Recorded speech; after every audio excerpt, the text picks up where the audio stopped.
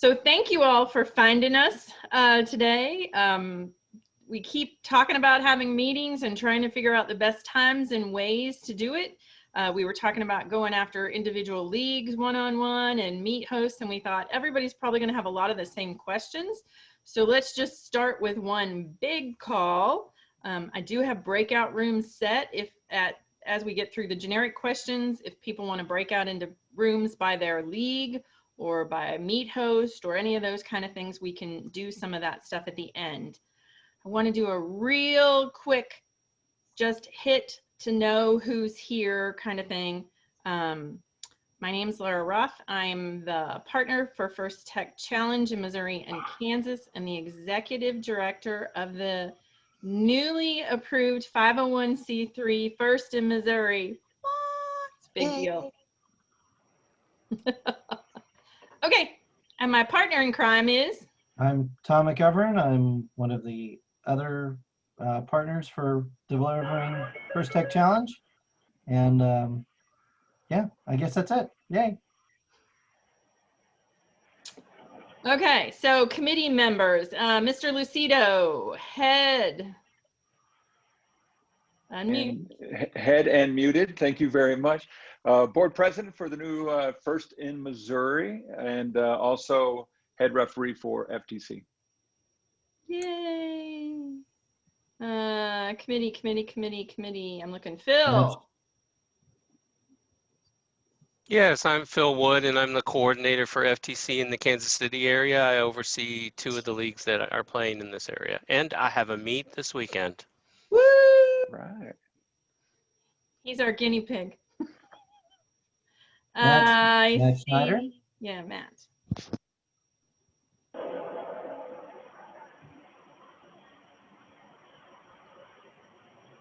I'm Matt? muted. You guys can hear me? Yep. Oh, I thought I was muted. Well, I'm not a committee member in the same way that those other folks are, but I am participating in the meets as an FTA for several of them.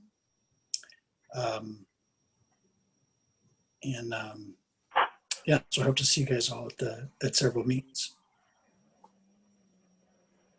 Okay, so I think that looks like it for committee. So let's start at the top with Poplar Bluff. From sides 1 and 2 of the room, we have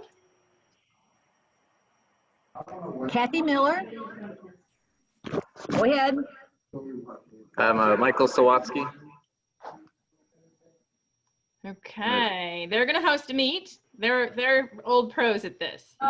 Oh no, we're not pros by. But I just checked. I only see 6 teams, not 7. So maybe I can't put Hayti in the system because all their processes haven't finished. Okay. Okay. Brian, 9849, Brian. Howdy. You got more than one team. Yes. I'm looking at parts of 3 robots around me, so I think we're going to be there. Awesome. Warrensburg. I always have to Warrensburg. Warrensburg, Warrenton. There's too many Warrens. Okay. Next row, Shelly.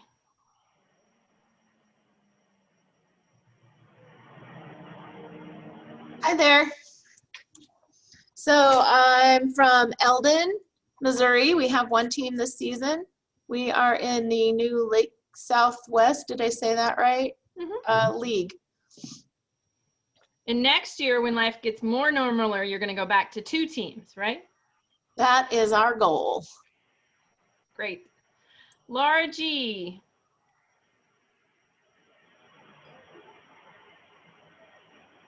Hey, we are coming Summit, Kansas City East.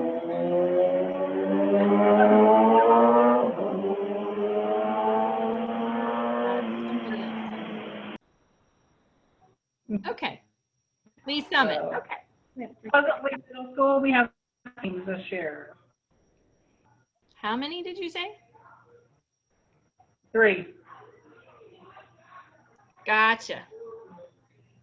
And you're a host site.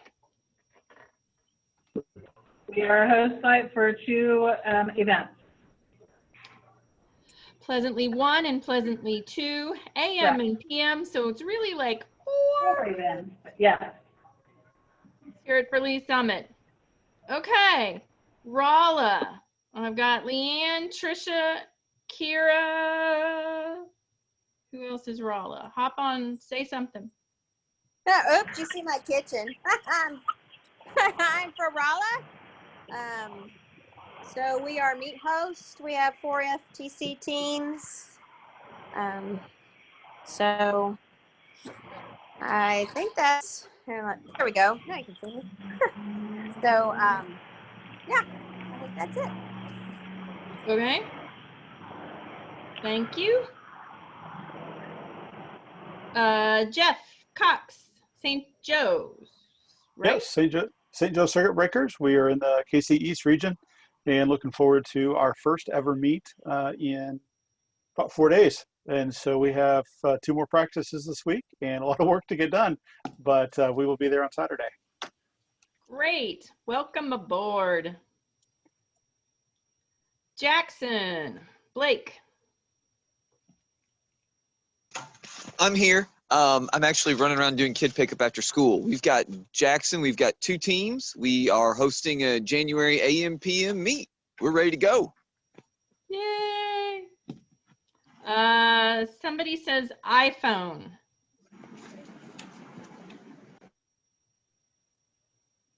That may be me, Daniel, with 4964 in Rolla. Hey, Daniel. Yeah, yours says Daniel's iPhone. So, Okay. Then we got one that just says iPhone. yeah. Okay. We did Phil. We did Daniel. Shannon, hey. Hello. Shannon Campbell from Lafayette High School. I have 2 teams, the Fermions and the Cans, and we are not ready yet, but hopefully by January we will be. There is no such thing as ready or not ready. That's my standard speech. Teams call and they go, I can't go to that meet. I'm not ready. And it's like, nah, going anyway. You're going. You will learn so much more. And those deadlines, those December deadlines, Tom and I highly recommend those December deadlines. Yep. Because it makes people move a little faster. Otherwise, the kids think about it. Do it, undo it, redo it. Just take it to a meet. See what it does. But if you're not ready to actually play or scheduled for a December meet, then volunteer for one and see what everybody else is doing and get ideas. Insider information. Dylan. Yes, I'm with the St. Joseph Circuit Breakers. Hey, welcome. Thank you. Steve Adams. I have 2 Steve Adams. Which one is it? This Steve Adams is from Perryville, representing Perryville High School. This is our first year doing this in high school.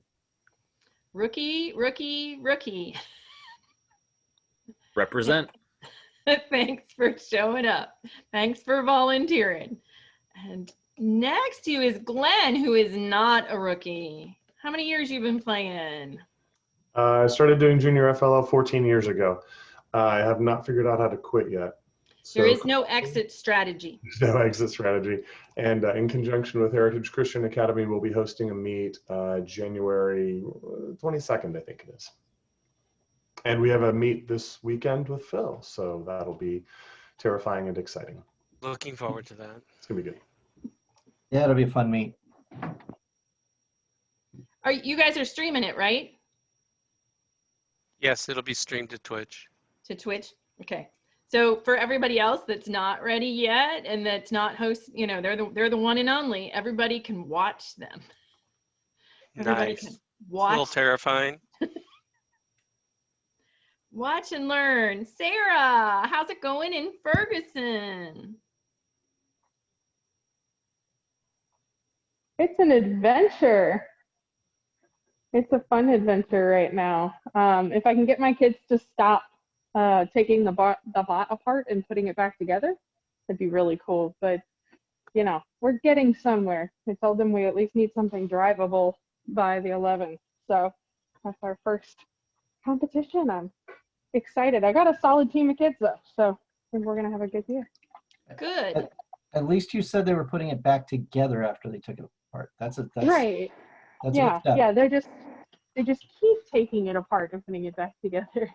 I'm like, children, don't let the perfect be the enemy of the good. It's true. Are you going to help Vision from Innovation School? Maybe. We'll talk about that one later. Okay, Leslie.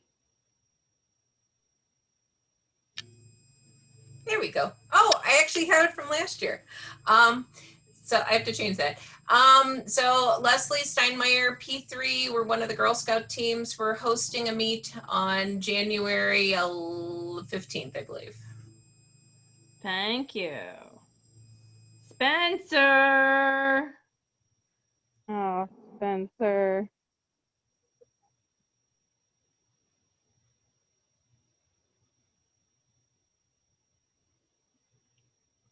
It looks like you're talking, but we're not hearing anything. We hearing anything? I'm not hearing anything. How about this? Is this working out? There That you works. go. Sorry, I have like 5 different cameras and projectors and things plugged in, and yeah, it messes. Sorry about that. So we at Orchard Farm, we got 8 teams, and we'll be hosting 2 meets on December 4th. Hosting and filling almost by himself.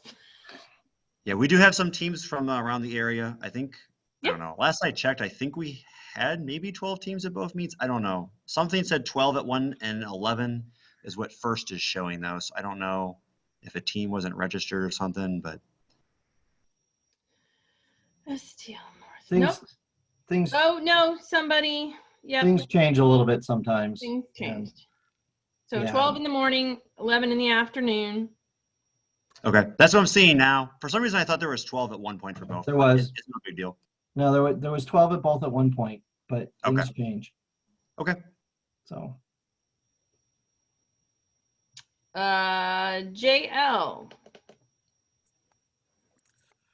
Hey folks, I am from Scott County Central High School, and we have 2 teams, and we are in the midst of building, and we have 2 robots that are actually mobile, so that's a plus because we've never been that way this early. So hopefully we'll have intake going here in the next couple weeks. So we're getting ready. Awesome, thank you. Sam. Hi everyone. Yeah, this is Sam. We are Fullscreen private team 10265. I believe we're part of the St. Louis Mid League. Yeah, and we're gonna help Matt Snyder, SLSRA, to set up the first meet on December 4th. Yeah.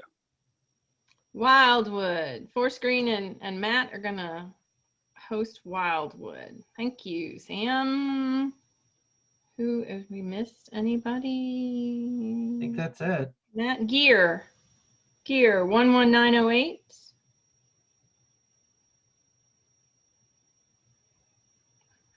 Unmute. There you go. No. What are we supposed to do? Hello, how are you? Can you hear us? Yeah. We're still trying to figure this all out. It is always a learning process. Okay. And then it says Rolla again. So I think that's everybody. That's not bad, right? We got a pretty good number of schools covered here. Okay. So the first thing we talked about, and hopefully you've already, I'm gonna try to get the right screens again. You know where to find your information. You watched the little video on going to first FTC-events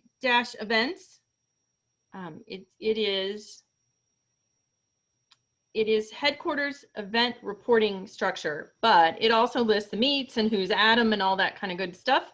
And so we are not going to be using MoFTC scores anymore because there's no reason to duplicate the whole procedure. So if you go here and you put Missouri, you will see all of our events. The tricky part to it, when you click on an event, it gives you, it says this nice little line here about all times and dates are local. However, it doesn't show the times. So if you're an AM or a PM, that's 8 to 12, 1 to 5. If you're a single, then you need to know if it's an 8 to 12 or a 10 to 2, or if it's a 5 to 9 because it's a weeknight. For some reason, even though we input it, the fields don't come across. But I'm going to show you multiple ways to find your times. But this tells you where it is. So this is the event at Annunciation, and it's got a link to a Google map right there to tell you how to get there. It shows you 12 teams. So it'll say capacity, and then it says who's actually signed up. So like Spencer said, he's looking and he knows there's only 11 at one of them. This one's full. And so those are all the teams that are playing. If you want to know more about them, you can click on them, but there's nothing there yet because they haven't, nobody's played. So this is informational at this point. If you are looking for just your team, you can put your team number in and boom, you're there. And so here's for 2021 season 3 meets and a league tournament for this team. Do you remember what percentage of them had 3 meets, Tom? Over half. So there's 172 teams. If we finish up everybody that's kind of tagging along there at the end, and everybody but one team who only wanted 1 meet, everybody else has 2, and then half of that has a third. So the idea is you need 2 to get your match scores to carry into your league tournament. And then if you have a third meet, then you got bonus to spare and you can keep it going from there. If you're a meet host, that's how you know who's coming as well. But we will send you rosters and all of those kind of good things. We're also going to be doing, again, guinea pig Phil is our first one. So we're going to use his letter as a sample that will go out to all the teams. So we'll talk about thanks for coming to our meet, and it's this date and this time, and when will the doors open, and how do you get there, and where should you park. We'll mark where you should park and which door you should use to load in, give you the contact name of the person, items to bring, masks required for everyone entering the event. I know we've already hit some questions on that one today. I wanted to just say a quick word on that. It's been very interesting finding venues for everything this year. Some of you have schools that are wide open. Some of you have schools that are very much locked down. I know I had to help a team from St. Louis Public the other day fill out their form.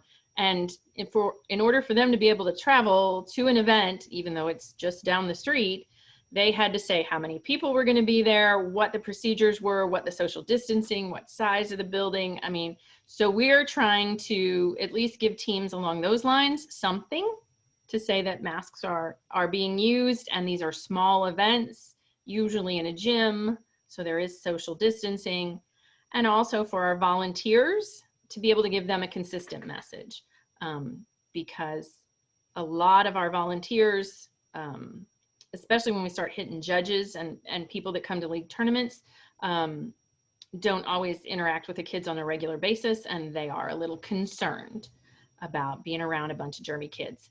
Because we all know that high five line, if you've ever been in that high five line and hundreds of kids clap your hand, you're like, la, where's the hand sanitizer? Pre-COVID, you were doing that just so you didn't get the robot flu. So no high five lines and masks. So it just becomes one of the safety precautions that we use at first, just like safety glasses. So everybody has got to bring safety glasses. We used to trade off safety glasses, you know, just squirt them with a little Windex and trade them off for the next person when we were at the bigger events. Again, that's not a COVID procedure. So everybody needs to make sure you have your safety glasses for your team in your kit that goes to your meets, that goes to your qualifier with you. Team rosters. Gosh, I know y'all love team rosters, but we need everybody electronically registered. You still have to print off the roster from your big blue button to bring in the single sheet of paper with everybody on it. If there are problems, we have to document the heck out of it, but you can call me and we can figure out those things. Robot inspection checklists, alliance markers. These are all things that like we didn't think about last year and our rookies don't know about yet, but you know, the quickest way to get through inspections quickly at meets and qualifiers is to do a pre-inspection yourself. And it's also responsible engineering, right? To make sure that you've got your robot legal before you come to an event. And things like team numbers, sure, you don't use them in practice, but the ref's got to be able to know who you are. So that's a requirement of being on the field. So a lot of times at the first meet of the year, we got people frantically looking for a piece of cardboard or a piece of paper so that they can pass inspection by having a number, but it'd be a whole lot easier if you did it at home and you did it so it would last all season. Alliance markers, because we got to know if you're playing on the red alliance or blue alliance. Your team scoring element this year. And I'm just going to add, this goes into a bunch of things like normal. The specifications for those are in the game manual. They have to be a certain size, and they have to be, you know, like the team numbers have to be a certain size, and each of the alliance markers has to be a certain size and shape. And if they're not, you're not going to play. So we'll go through, everybody will use this as their template. So you'll get this in advance from each of your meets that you're attending, what the timeline looks like, here's the link to FTC events to see who's playing at this meet, what kind of food there is. This event runs at 10 to 2, so I believe there's box lunches at Annunciation, but there are no lunch breaks, so you got to kind of eat as time permits. We do want to talk to you about event cancellation, just to get some input from you. The policy that's listed here right now is last year's policy that said everything's remote. We don't need an event cancellation policy, which was really nice to not have to worry about weather here in Missouri, where it changes on a dime. But if you're the meet host and the weather is bad and your venue's not open, school's closed, they're not letting anybody come, you know, we are going to need to call everybody and let them know as soon as possible.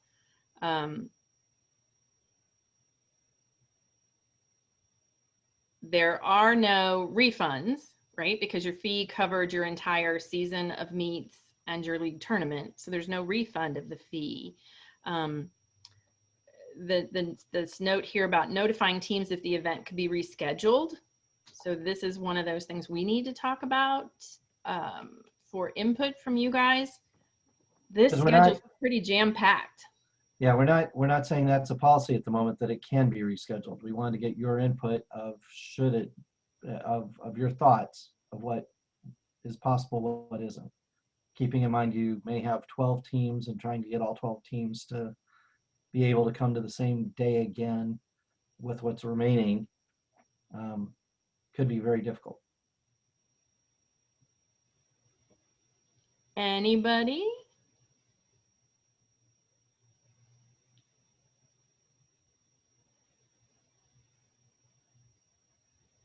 I guess I'm confused. Are we trying to make a uniform policy, like it has to be rescheduled or none will be rescheduled? We're just after input from you all at the moment of your thoughts on trying to reschedule versus not. Okay. I mean, I can't speak for any other hosts, but if we can reschedule, we're going to. I mean, we have 8 of the 12 teams. So if we can do it, we're going to. And if the other 3 or 4 teams can't come, that's just unfortunate. It's certainly better than not having the event at all. That would be my opinion. As a non-hosting team, you know, our desire is to get as close as we can to 3 meets for the season. So if we had to cancel for weather, I mean, that's never a good situation for those of you hosting and those of you in charge. I totally know it's a lose-lose for you, but Eldon, you know, like, I feel like I represent a lot of the teams. We would do everything we could to get to a reschedule. If it was come with half a team or, you know, whatever, we wouldn't let one go to the wayside. And the weather just is what it is. You can't really, you know, you just have to kind of breathe deep and do the next thing. If you look at the calendar, they're pretty jam-packed, right? We've got the 4th, the 11th, and the 18th of December, and then we're going to have holiday breaks, and we'll come back and we start right again. Boom, boom, boom, boom. So again, this is one of those concepts for a league that you're a small enough group and you're all in the same geography, and you know the ice storm hit Eldon, Rolla, you know, boom, this area, none of us could move. You know, we couldn't get out of our driveways. And so you work together to try to reschedule it. But knowing that somebody was at this weekend and then you're at the next weekend and the half of the teams are at the next weekend, this is why we're looking for some input. I certainly want you all to play as much as you can. And if you're all willing to be flexible, what do you? I don't know how we could reschedule because, I mean, there's so many weekends already taken up, and getting somebody to come and help on a different time, you know, they're already scheduled for other things on other weekends. I hate that, but I don't want to come during Christmas break and have one. Oh no. And January is loaded up, and then February, here comes the one at SEMO. So I'm not sure what we could do. Having it during the week is pretty tough. Did y'all hear that? My kids are in the background making noises. That's the question that comes back to the leagues then so my 2 thoughts on it are, and this goes back a little bit to Spencer's question about a standard policy across the state versus do we allow leagues to, you know, if this event is canceled and they can reschedule it, do we let them, even if in another place they can't? Sometimes we may overthink the equity in that of, you know, well, and those teams didn't get that other chance, but we don't control the weather. And is there an easy system set up if a team say we have to cancel? Can the other teams find other meets? Is there an easy system for that? There's almost no open spots, particularly in January. If we're having a cancellation, would it be possible to have the teams that are excluded from competing at that event do like they did with the remote events last year and do like in-house scoring and so forth? So unfortunately, you can't mix remote and live scoring at all. There's no mechanism that will let you include those scores, because of one of the important things about the meets is your top 10 scores are counting at your league tournament. And if 5 of those are done remotely, there's no way to blend them into the others. It would be possible to do it remotely and let everybody play at home, but it's a different game, really, particularly because you don't have the other people on the field and the scores just don't match. Didn't we have something in the past where if you missed one meet due to weather, you went to one meet, then you just got those first meet scores doubled, or the? That is what we used in the past. part of the advantage in that was rankings were based upon wins, losses, and they're not anymore. Now they are based on your score. And I've been trying mathematically to figure out, okay, how do you, it's not, I don't feel right about taking somebody's first 5 scores and doubling them, for example, because particularly with early meets and late meets, the anticipation is later meets, you're going to have higher scores. We would hope your robots are better at that point. I completely agree, but it's something's better than nothing if the other answer is 0. Right? If you miss a meet. Well, and if you miss a meet, right, half the teams are playing in 3. And No, I understand, but I know there are some teams that maybe could only do 2. So, and there is a possibility that both meets get canceled. You never know, type thing. So don't tempt fate, but yes, we understand. Well, better to have a plan now than have a plan the day after it happens. Oh yeah, no, it's something we've been talking about. We figured since we had you all, we'd get your input on it. We're very big on listening to our coaches and seeing the general feel of things.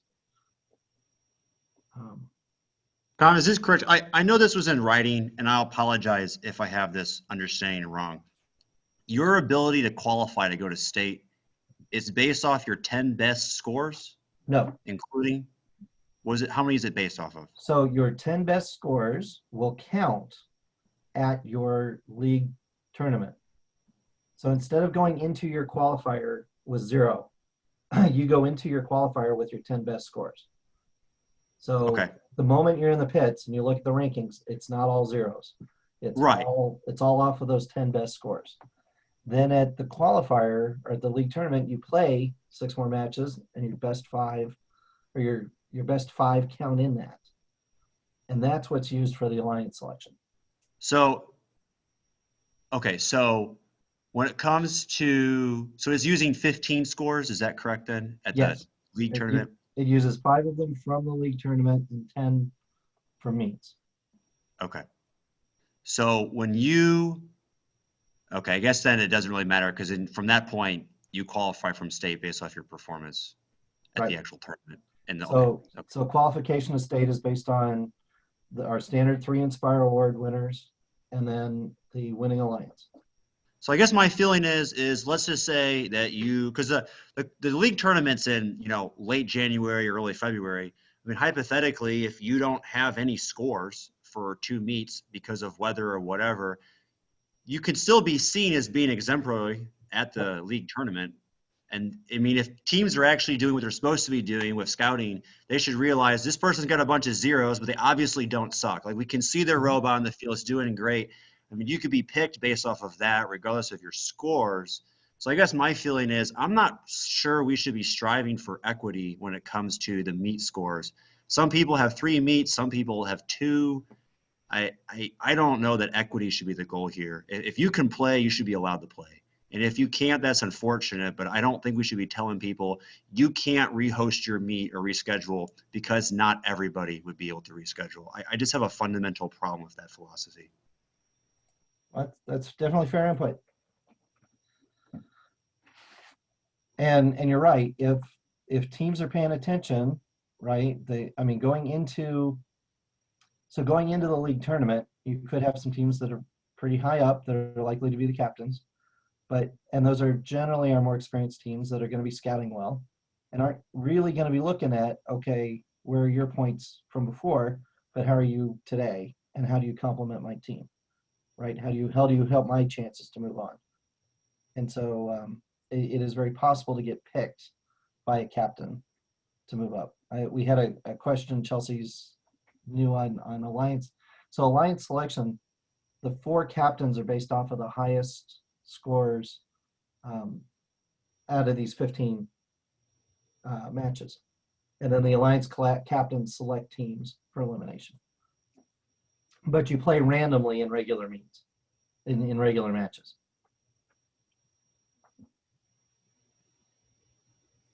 Okay, so I think we've heard right? Wait, We'll one more, we'll Brian. take it back. We've got a committee meeting coming up. Wait, Brian. Does it have to be 15 scores? Let's say a large portion of one league wasn't able to play but one because of weather. Could you just go with the top 5 for all the teams in that league and then go with 10 scores in the finals? I don't know that we have that kind of control of the scoring system. Okay. That's something we could check in. Of course, the thing is, if a large number of the league teams in that league only got one meet in, right, then they're all going to be about the same level in scores. Sure. Fair enough. And I'm all for if some leagues can reschedule, that's fine. If others can't, that's fine too. It's just not always going to work out. Okay. We'll take that all back to the committee with us on Monday.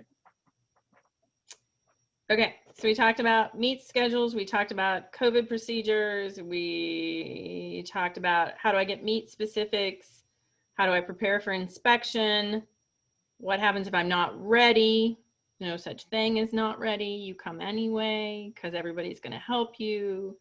What if the weather's bad? That was the policy kind of discussion there. So let's go back to how do we work together as a league to make these things happen? How do we get certified? How can we learn about this? So we said already, watch the live stream on Saturday from Annunciation and wave at Phil and Glenn and everybody. Kansas City has a pretty solid group of volunteers. Phil's got things set up so they're AM, PM. So his people are going to be a well-oiled machine in Kansas City. The rest of us are a little rusty because we haven't done this in a while, right? We got to get back on track. And we have all the rest of the meets to take care of. So Lake Southwest, Southeast, and the 3 in St. Louis. So December 4th is everybody else's trial by fire. And we got meets all over the place, right? We got meets all over the place. I do have, and I'm in the middle of putting them all in the website on the calendar, but I also have all of this in this handy dandy little spreadsheet. I'll show y'all real fast. Yeah, we're playing 7 of our 39 meets in the state on the 29th, on the 4th. The 4th. Doubleheader at Pleasantly, Poplar Bluff, doubleheader at Discovery, Webster, Wildwood, all on the 4th. Can anybody still join that meet since we only have 7? Can we get anybody else? It was open for everybody to take it as a 3rd. Okay. It's a lot of this, the reason the leagues are where they are is because that's where the teams are, and a lot of people can't travel. Or can't travel very far, or the bus's expense is limited, all those kind of things. So as long as you've got 6 teams, it's a legit meet. It goes, right? And Southeast League is only 15 teams. So if you got 7. Another question. I know that we can go to Arkansas and play. I may have some friends in Batesville, Arkansas, where I am from and where I taught that area, that might be willing to come up here on the 4th. Can they come up and play? I know it wouldn't count towards their scores, but could they?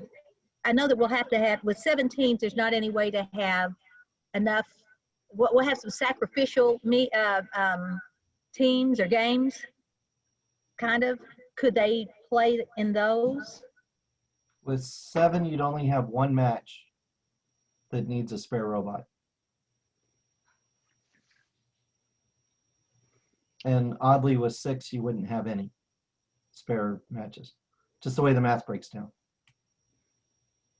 Tom's our math guy. He does all the math, he does all the sorting. He tells me cycle times and average things. He and Ken have a great time talking statistics. I just do the basics and go, where are the teams and how many volunteers do I need? So every meet host needs a field and a full season field set, right? You need a scorekeeper, you need an inspector, you need 4 referees, and an FTA, or everybody willing to help everybody, right? So those are the bigger challenges, I feel like, is getting your volunteer staff there and getting them certified. So what we've been trying to do in the Tech Tuesday is say, woo, takes people to run a meet, right? And it's not fair to expect the folks that have stepped up and said, yes, you can come to my place and I'm going to have everything set up, to then have them have to staff it as well. So the whole idea behind leagues is that we start keeping things local and we start building up more expertise locally, and we have people come in and see it and try it and, you know, grow more teams.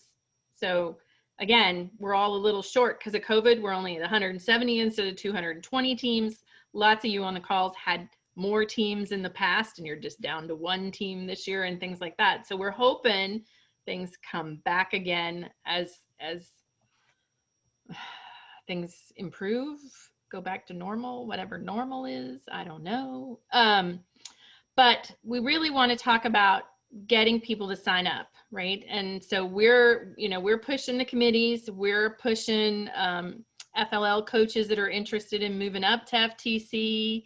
In the metros, I have a better chance. I'm working with businesses about sponsorships and trying to get them to come volunteer at events and things like that. But the best thing to do is help each other, right? And so there's only 7 teams at Poplar Bluff, but if you all agree to play together and you've got multiple refs, then people can either step out when it's their team, or you all just say, we trust everybody, right? We're all here together. We're all 4 going to be scoring. Nobody's going to be able to magically go, somebody got 300. It's very obvious what's going on. And so it's that trust factor, and it's knowing the teams around you, and it's working together to make this happen for the kids. And we will try to support as much as we can, but I cannot be in 7 places at once on the 4th. So we gotta try to help each other do all these things. So encourage, if I'm trying to work my way through VMS, make sure all of you meet hosts are the volunteer coordinators. Anybody wants to learn how to be a volunteer coordinator, we're happy to help give you that opportunity.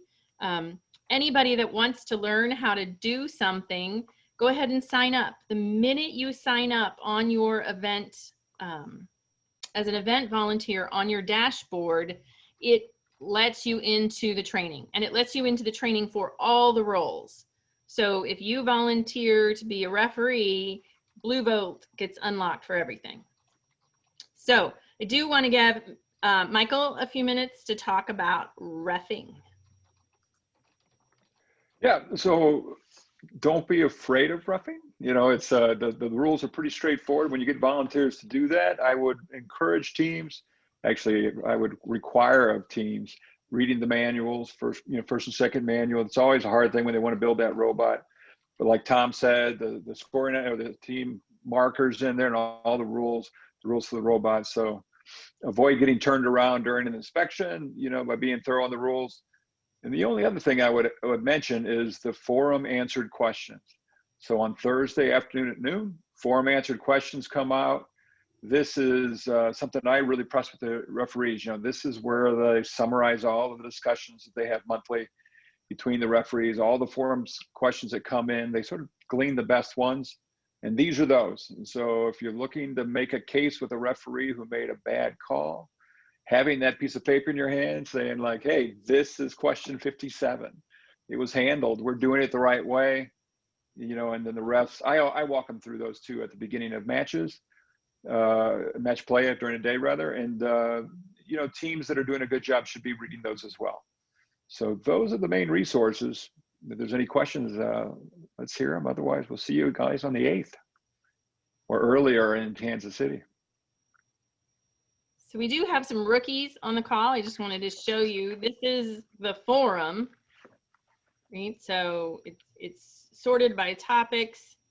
Has anybody really played with it much this year? Is it better?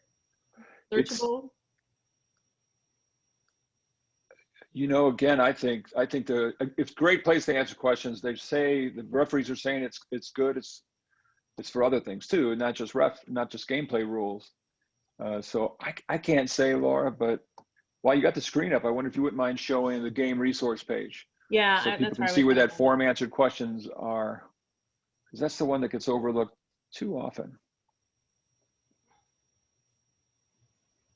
And the ones we put in the meat letter, the on-off switch, that's something that perennially has been a problem where people bury their power switch in the robot.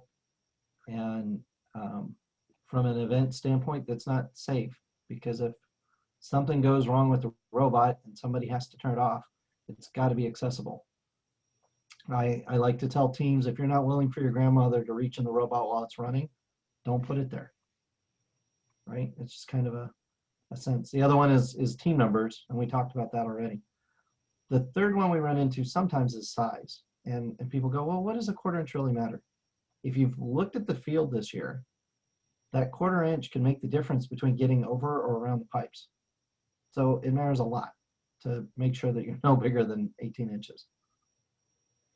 So this is the game and season materials off of the FTC page.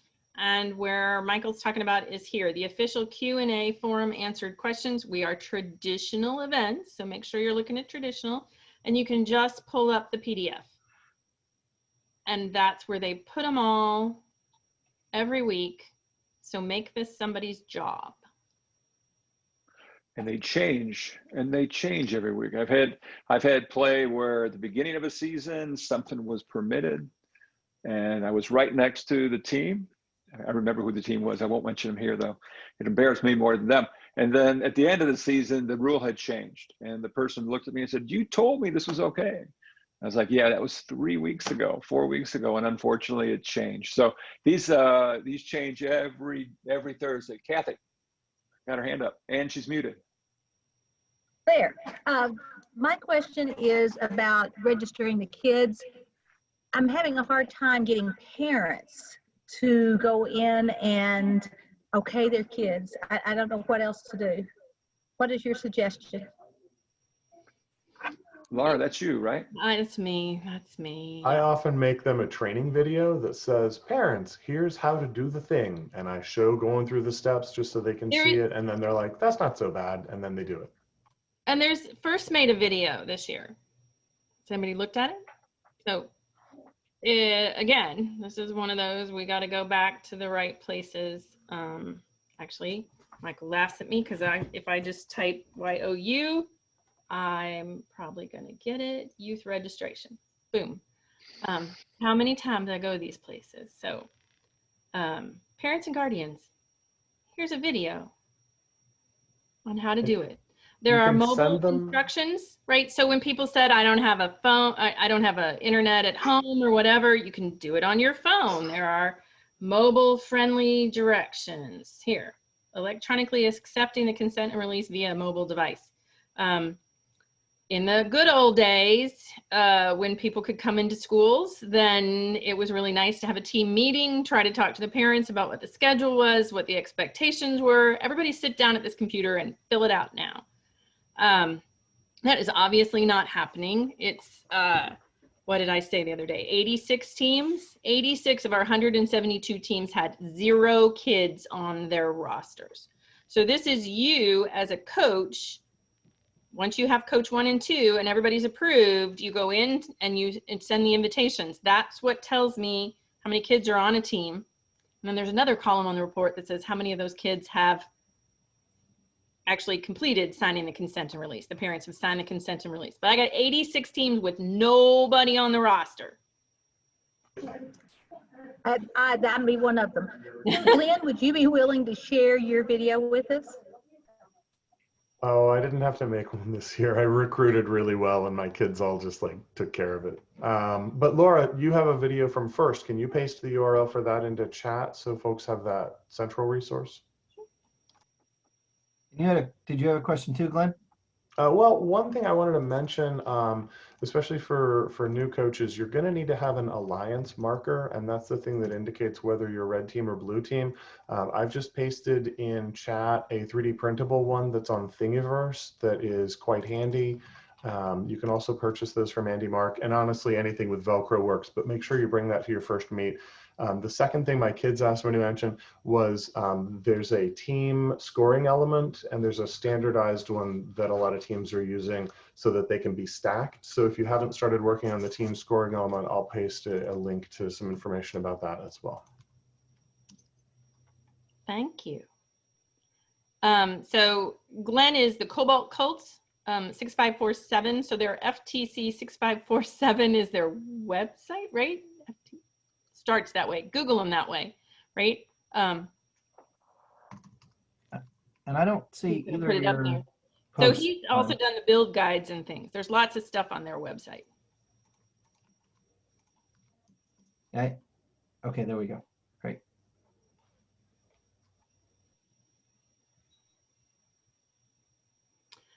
The other one we wanted to throw out for anyone in St. Louis or willing to drive into St. Louis, the Webster Groves meet on the 4th, December 4th.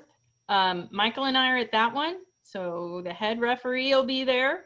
I have a feeling I'm going to be the scorekeeper at the way we're running. So you are more than welcome to come and see. If you're a meet host, if you're somebody who's never been to a meet, any of those kind of things, you're welcome to come, stop by, shadow a job, see how it goes, any of those kind of things. I suspect Matt would be more than happy to have anybody at Wildwood if you're in that area. And I can't speak for Spencer necessarily up at Discovery, but I plan on being there in the morning to help train and work with FTAs. So. Yeah, I saw that. I would appreciate that. I'll talk to you about that at the end. Well, or we'll catch up with each other afterwards because I've got to go teach. You got to go teach class. No problem. Okay, so I need to be leaving. You guys don't have to. You can hang with Laura and Michael, but good luck and thank you all. And we can only do what we do because you all do what you do for the kids. So look forward to a good season. And I will talk to you all later. An in-person season. Yay. Okay, I think we covered all the things on our list. Anybody got any questions? Feel free. Go for it, Chelly. I just wanted to clarify the one thing you'd said, that one meet invitation was a template that hosts would be using. Will that be on one of the websites or as a link or something somewhere? I was gonna put it up in a Google Drive for the meet hosts to pull down and edit kind of thing. Okay. And then they'll send them. So if you're a meet host, that's done it before, I send you the roster, I send you a template, we do that, and then we try to get them out as quick as we can, right? So that teams can start planning where am I going there? Is there food? Is there not food? Are they letting in spectators? All those things. I think pretty much everybody that volunteered to host is okay, right? It may just be, I take that back.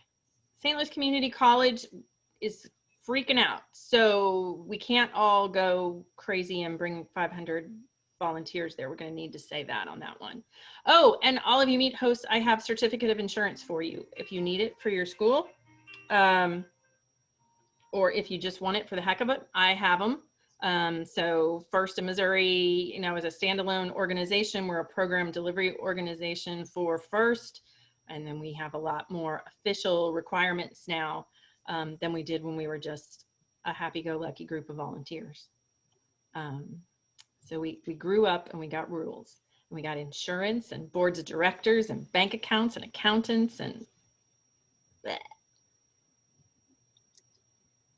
And all meets will require masks, right? Okay. No, they're Are not. we supposed to have extra masks there in case they come without them? What happens if they come and say we don't have them? We tell them you can't compete. What do we do? I would love for you to have just a bag of the little paper ones that you know, the little as an extra kind of thing. And this is one of those things. So COVID policies across the country are very different. COVID policies across Missouri are very different. My board of directors gets very nervous when we start talking about this kind of stuff and what's our liability, what's, you know, if we're saying masks and somebody gets sick, did we not take enough precautions? Did we, you know, all this kind of stuff. So we just wanted to make masks the minimum. First has got a whole website for us as far as, you know, cutesy little signs and requirements and CDC. There are still large parts of the country that are having to do first remote this year. So I feel very lucky that we have enough open schools and policies and have found venues. But I don't want anybody to get screamed at, right? I don't want anybody to get screamed at about it. But at the same point, First has been very clear that gracious professionalism also requires you follow the rules of the venue and the rules of the host. So we are going to have to kind of work our way through that. I'm hoping, I mean, there's lots of, Knob Noster last year hosted an FRC event. They were like, come on down, we're wrestling, we're doing everything, you can come here. When we started talking about this season and said, you know, we want to be able to tell all of our volunteers it's masks, they said, no problem.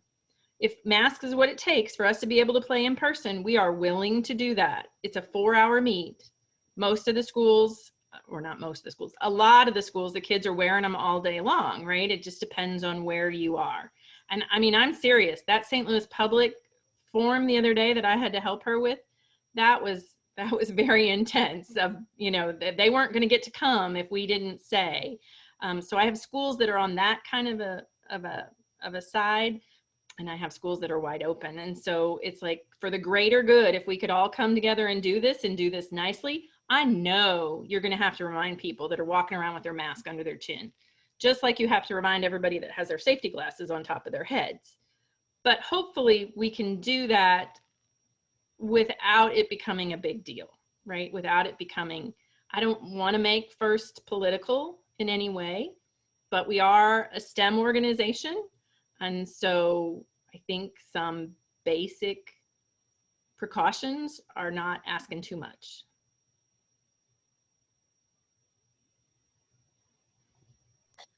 I have a question. Yes. So we've always, when we host things, we've always used paper scoring, you know. Do most of the other meets use the electronic, the iPads? And if they do, you know, I think we'd kind of like to learn to see if we can get by our IT department so that we can actually use them also.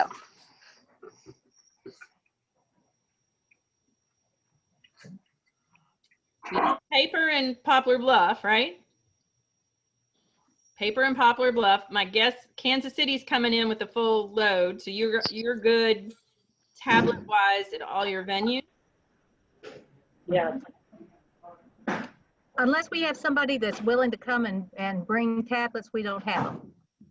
Like y'all did, they did before. Tablets, right? We have enough tablets that do state when we had a dual division state. The logistics of how I get them everywhere. Again, 7 meets on one day, different parts of the state. How do we get them back and forth are a challenge. Now, everybody did self-scoring last year using FTC scoring. So hopefully this idea is not that scary. And so If we want to use paper, if you've got a tablet, if you've got a laptop, if you know, however we can work our ways around it.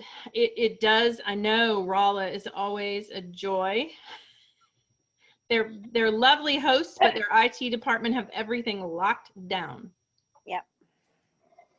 So if we have tablets that are school owned, okay, they're going to ask me, do we have to download something on the tablet, or is it running straight through the web? And as long as it can access the internet with the tablet, it'll work? Is that how it works? Yes. Okay. Right? Somebody tell me I'm wrong. Yep. Okay. Yep. This is Matt. I can probably comment on that. What we often do is, the only tricky thing that we implement often is a laptop that's connected to the internet and to a local area network simultaneously.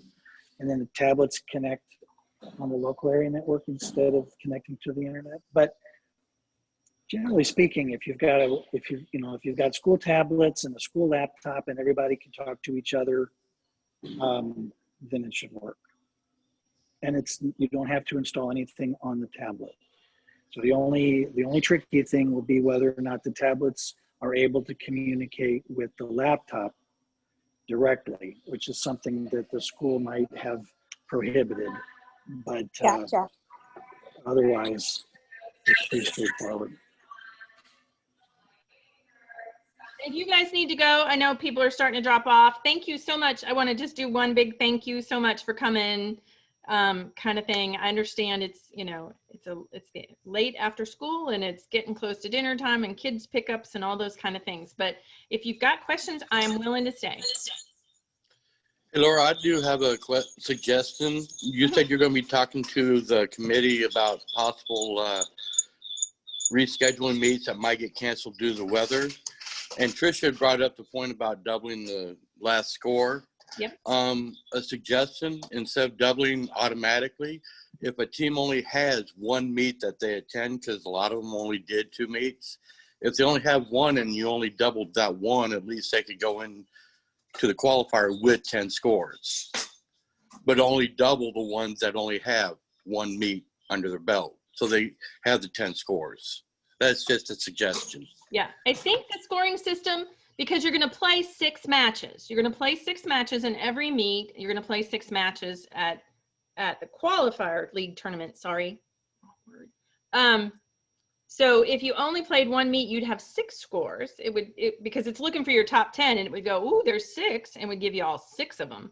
But so we'll look at all the ways, because again, the way we've always grown up here with First in Missouri is that we do what's in the best interest of the teams, right? We always try to make the decision to help you guys. What we wanted was your input of, I'm a meet host, and like Kathy said, oh my God, I cannot reschedule this, right? This is the date I have at school. And so we wanted to hear both sides of it. And again, we're gonna make a policy. I promise, Tricia, we're gonna make a policy and share it. But I'm gonna hope we don't have to use it.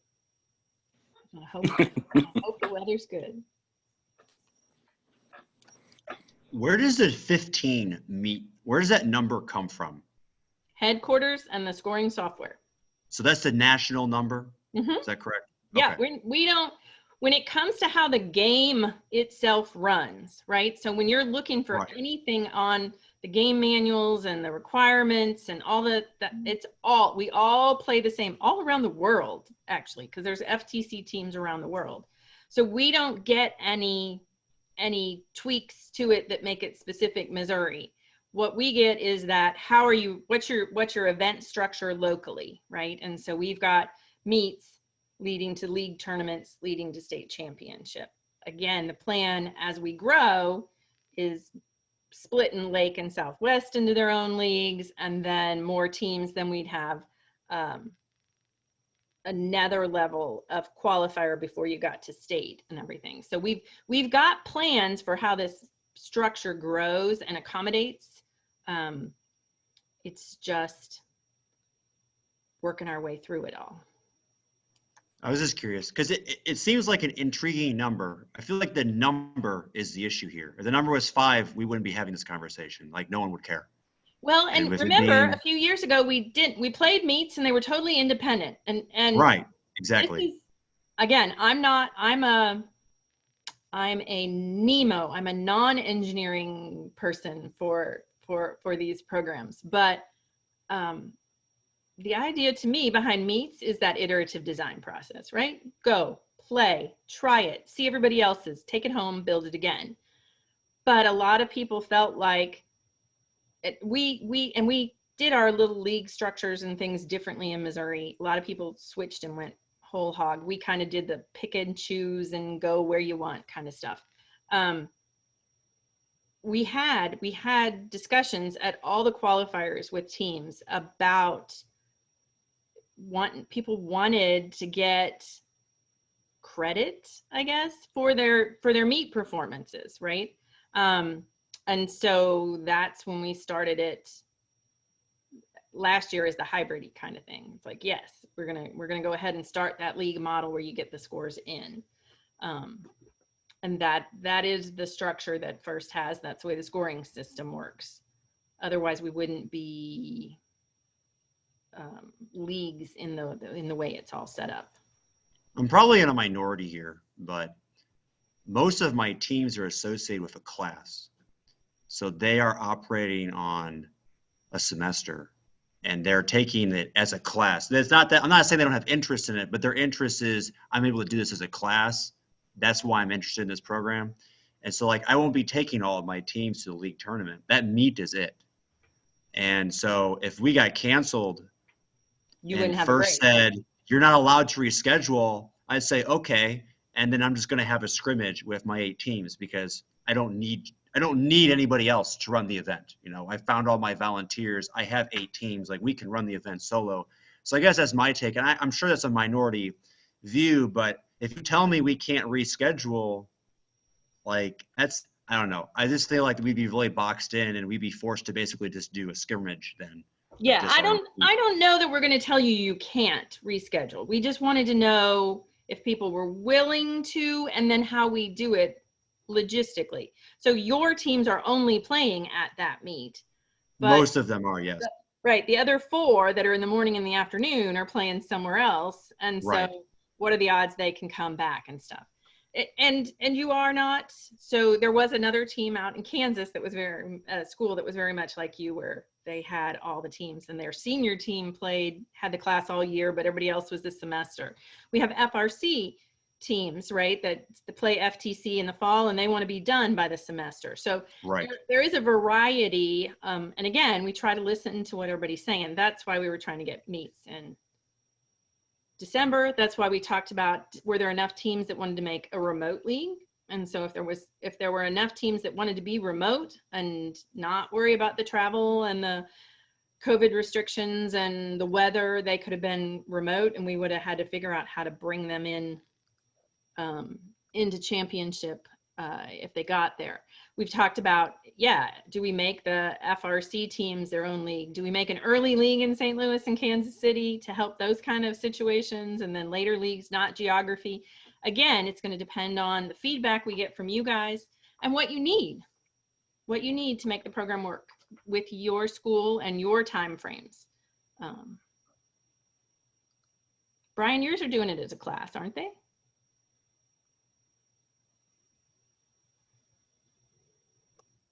I have 2 doing it as a class and 1 after school team. And that very much concerns me after the semester, if I'll have kids stick around to be able to go to the meet in January in the league championship. It looks like we might. It's going to be a smaller team. Only a portion of them I think will go through, but I'm hopeful that we'll at least have enough interest. They're pretty excited about their robots, so I think that'll carry through. You never can tell though when you get back after Christmas. So yeah, Spencer's in class, Brian's in class, Jackson's in class, Blake runs it as a class. Steve in Perryville, are you doing it in a class or doing it after school? Just after school. Yeah. Rala, you guys are at RTI. Is it a class? Yeah, no, it's not class. It's after school. Okay. PLTW is the class. They're doing PLTW classes and then right first after school. Okay. Laura, Lee Summit's doing it after school, right? All after school, which is, as I'm thinking through this, I'm like, I understand there's concern as a class, but I'm thinking as not a class, are we going to end up being penalized because we are looking at it as an iterative process, and playing in December 2 times, our scores are going to be way lower than anyone that plays in January when you're carrying, talking about carrying scores into your league tournament then, as we're building, to improve. So there's 2 sides to the coin, I guess. Yeah, and again, you guys get, I'm trying to deal with the logistics of the whole season, but as I talk to people, I hear their take on, oh wait, I needed to play here, but like we looked at some of those, I think St. Louis Mid especially had their whole, when they started, when we were asking for volunteers and we got it, they were going to have a meet on a Friday night, a meet on that Saturday, and they were going to have a meet the following Saturday. That was all. There was 3. It was a Friday, Saturday, following Saturday in January. They weren't going to have anything in December. There was nothing available in December, and their league tournament was not until the middle of February. And it was like, who wants a season like that, right? And God forbid it snows on that weekend when there's 2 of them, right? They would have been out of luck. So that's why we did a lot of shuffling and trying to come up with leagues, more meets for each league, and trying to look at the geography of where things were.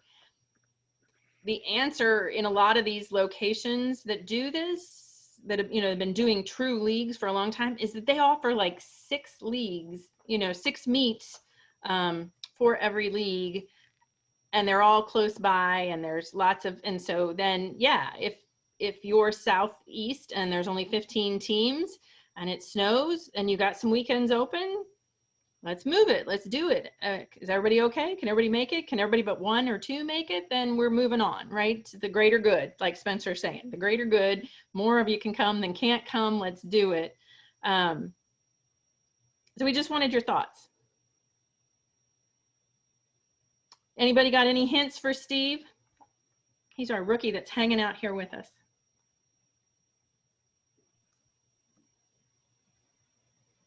Michael wants you to read the forum answers.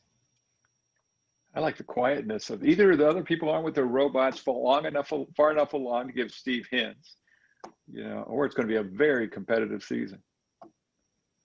And I've been taking notes, so thank you for the information thus far. What kind of hints are you looking for? I'm not exactly sure. I don't know what I don't know, but I'm just kind of still digesting all the information on the First Inspires website when I get time. We went with the Go Builda kit. Are there any advice related to that? So Glenn that was putting the Thingiverse and the markers and all that kind of stuff, he's the guy that wrote the build guide for Go Builda. Okay, I saw the one from last year. I didn't see anything from this year. Yeah, no, that they haven't done a game specific robot for this season. Well, I guess on the Go Builda, are you building it, with the big one that's like 18 inches all the way around?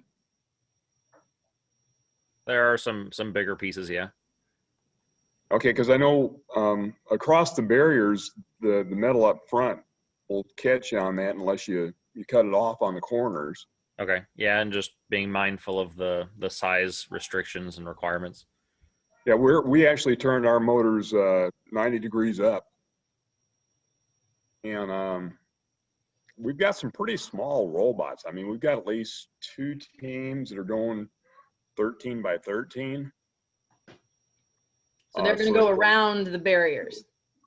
Ideally, unless our alliance partner can't, that can still go over the barriers as well. preference being going around them. But Yeah, there was a lot of talk on the referee call about going over it. There's a lot of damage happening on some of the events. Some events have already happened, and they were talking about that. And Mark, who's on, he's the head ref of all the refs. He's also on the game design committee. And he was saying they were thinking about the heights of those as a design challenge. So he was telling folks if you're getting damage on those barriers, you know, go ahead and assess penalties, because that's one of the design challenges of the game. Okay. Field damage is a penalty. It is. I have to remind myself how big of a penalty before the 8th, but it's a penalty. I think one of the interesting things I'm seeing on our robots is we're not thinking about the intake mechanisms and how they factor going over the barriers, because they're going to be down there an extra piece. A lot of times they were just worried about the frame going over, and that happens pretty easily. But if you've got an intake that's down most of the time, you're going to have to, it's not incorporated into the frame of your mechanism. That's going to be more of a challenge going over the barriers, and inevitably you're going to have to back over them. Either that or raise your mechanism some.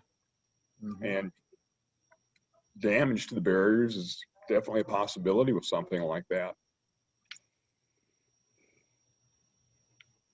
Damage is sort of a, you know, if you gouge it, somebody's going to call you on it. If you scratch it, somebody might talk to you, or not. You know, so it's a subjective term. Trisha, what were you going to say? I was just going to say I've only been a coach for 4 years, but the thing that the kids always run into is they try to over-engineer it before they actually put it on a robot. And then they have to redo so much once they actually try to run it.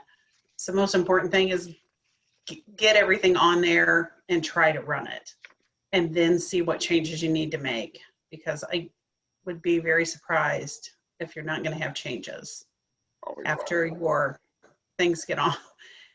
I had that discussion on Sunday with my team. I'm like, please put it on there. And as soon as they did, they saw all the adjustments that had to be made.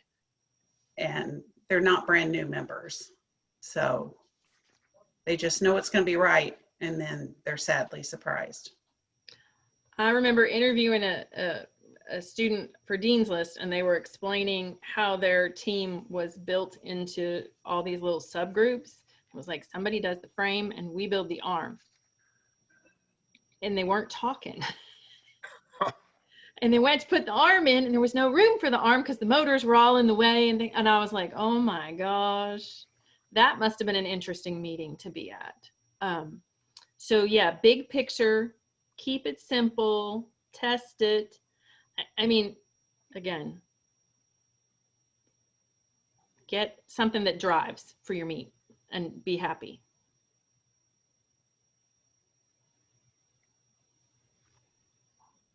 Thank you all for the advice. Okay, guys, 5:25. Are we done? Nobody's going to watch this video. A couple of coaches are like, you're ready to record this, right? I'm like, sure. You going to watch it? It's a little long to watch, but maybe if they're 90 minutes in and still watching, the hardcores, right? They're hardcore team members. Yeah, I think everything's out there. You know, between what's going on in the forum, what's going on, you know, that Thingiverse, they're always out there. Where did he get GitHubs, where he got the shipping element, share and learn on Facebook. I mean, there's just, you can't keep up with it all. The blog, the team blasts from First, the Tech Tuesdays from me. I swear we're never doing another week where I send like 3 or 4 of them. I'm not doing that again. Reddit's got a lot. Yeah. Hi, Blake. Hey, sorry. We're at soccer practice. Pickup's done. VIMS is active. I don't know that I've gotten to you yet because you're an end of January meet, but I'm working my way through, right? Good enough. That's it. Thanks. Yep, they're all in there to choose as events. When we put them in FTC scoring, it goes everywhere so people can sign up for it. I'm just working my way through the list to make everybody volunteer coordinators and stuff. Okay. Awesome. Playing soccer in the dark? One last practice for the season. Yeah. Just does. Okay. Well, thank you all for sticking with us. You know where to find me if you have questions. And Michael and I will be at the meet on the 4th. Nobody's left from Kansas City, so hopefully they do well on Saturday. Oh, and if you were not in St. Louis to get your giveaways and things from kickoff, I'm sending them to the leagues as they go. So I think Trisha's going to take things back for Lake Southwest. Blake, I'll mail you yours to pass out, or maybe I should mail them to Kathy and then she can send them back with somebody that's coming your way. Okay. Okay. Thanks, guys. Thank you. Later. Happy roboting. Thank you.